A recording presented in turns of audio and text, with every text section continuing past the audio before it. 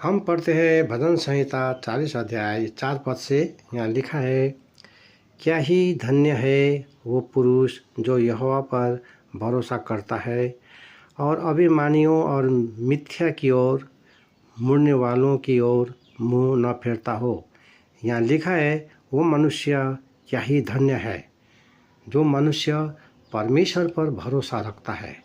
वो मनुष्य क्या ही धन्य का है ना।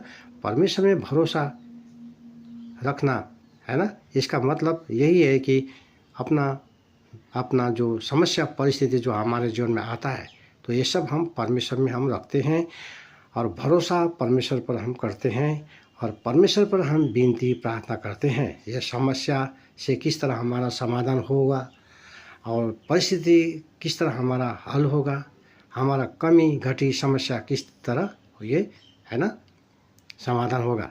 इसलिए हम परमेश्वर पर ही भरोसा रखते हैं।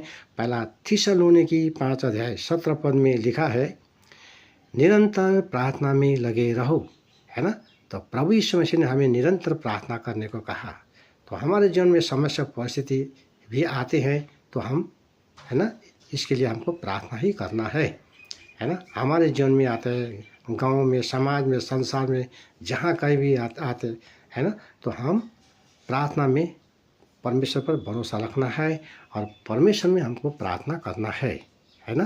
तो हम देखते हैं यहाँ लिखा है, और अभिमानियों और मिथ्या की ओर मुड़ने वालों की ओर मुँह न फेरता हो। इसलिए लिखा है ना, ये बुराई काम के लिए, है ना, हम उसमें अपना मन लगाता नहीं, है ना।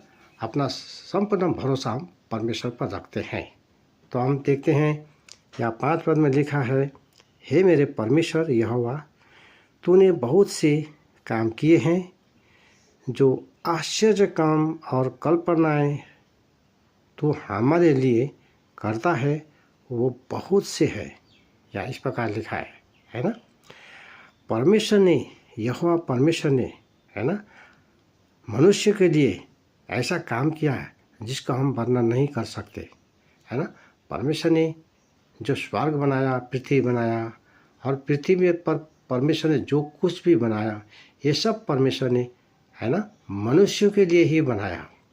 और परमेश्वर ने मनुष्य को आशीष दिया, फलो फूलो बढ़ते जाओ, है ना। और उसको, है ना, परमेश्वर ने अधिकार भी दिया और आशीष भी दिया। तो फिर हम देखते हैं संसार में, जब मनुष्य जब पाप में गिर गया, तो फिर उसको बचाने के लिए प्रभु यीशु मसीह संसार